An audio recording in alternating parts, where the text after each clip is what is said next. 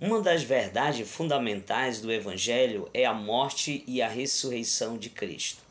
Vamos observar sobre interpretações incorretas da morte de Cristo, interpretação errôneas. Eu terminei de citar ainda agora que é uma das verdades fundamentais para nós que cremos no cristianismo, no grande evangelho do nosso Senhor Jesus, é a morte e ressurreição dele. Mas tem outras pessoas que têm algumas teorias sobre a morte do Senhor Jesus. Olha o que diz a primeira teoria. Essa teoria é errônea.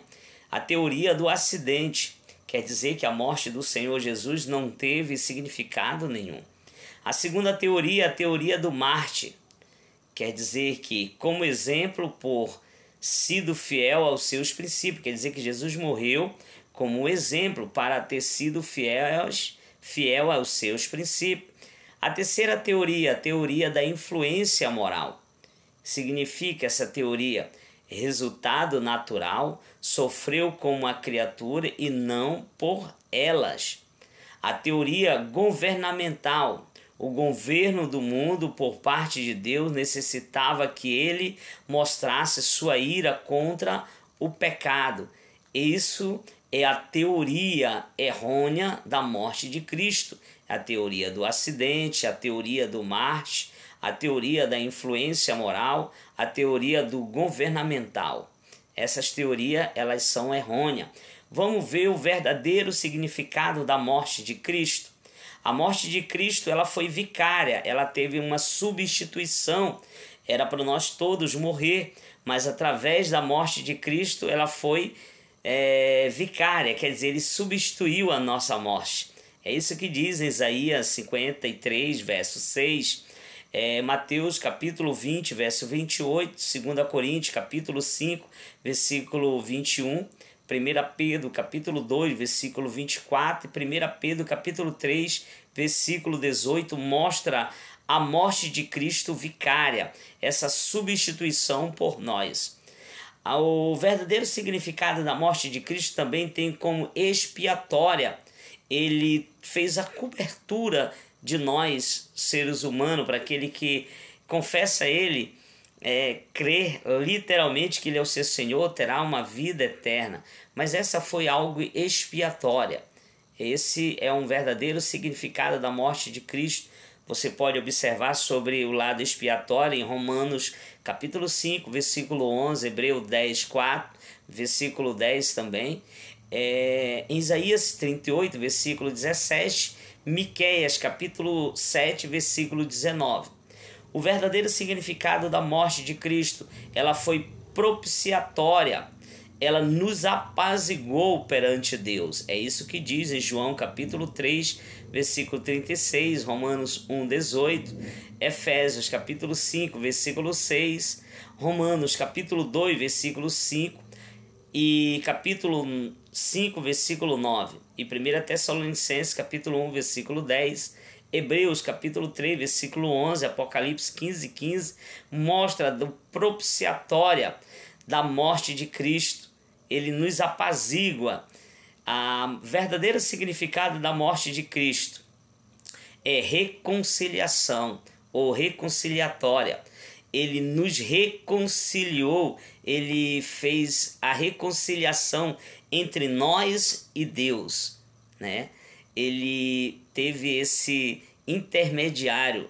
É isso que a Bíblia diz em Romanos 5, 10, Colossenses capítulo 1, versículo 21, 2 Coríntios 5, 18, 19, 1 Timóteo capítulo 2, versículo 5, diz que só tem um mediador entre Deus e os homens, Jesus Cristo, homem.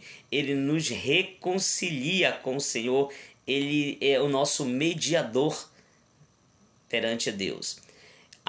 O verdadeiro significado da morte de Cristo foi um resgate, a redenção de Cristo por nós. É isso que diz em Mateus capítulo 20, versículo 28, Hebreus capítulo 9, versículo 12. Mostra esse resgate, essa redenção. Ele nos resgatou do abismo, do lamaçal de pecado e nos purificou A partir do momento que nós confessamos Ele, nós somos nova criatura, nós temos a redenção em Cristo Jesus. A ressurreição de Cristo. A importância da ressurreição, se nós observarmos, é a doutrina principal do Evangelho, é a morte e a ressurreição de Cristo. É o que está em 1 Coríntios, que nós já lemos, capítulo 15, versículo 1 ao 4, Romanos, capítulo 1, versículo 3 ao versículo 4. É a pedra fundamental da igreja. É isso que diz em 1 Coríntios, capítulo 15, versículo 13 ao 19. É a pedra fundamental da igreja, aquela pedra de esquina, onde as pessoas tropeçam, né? Onde falou ali que eles rejeitaram aquela pedra, que aquela pedra da esquina representava Jesus Cristo. É a pedra fundamental da igreja, é o alicerce da igreja, é Jesus Cristo. Por isso que nós entendemos sobre a ressurreição de Jesus Cristo. A importância da ressurreição é para mostrar que ele era a pedra fundamental, era o alicerce para a igreja. A ressurreição do nosso Senhor Jesus Cristo, a natureza é um modo da sua ressurreição.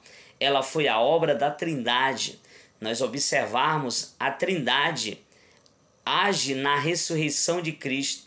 O Pai, né, ali em Efésios capítulo 1, versículo 19, ele literalmente ele ressuscita Jesus.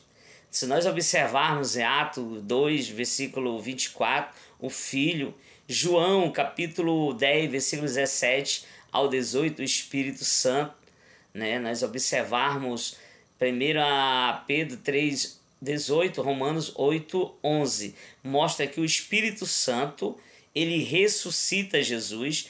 Deus em Efésios, capítulo 1, versículo 19 ao 20, Atos 2, 24, mostra que o Pai ressuscita Jesus.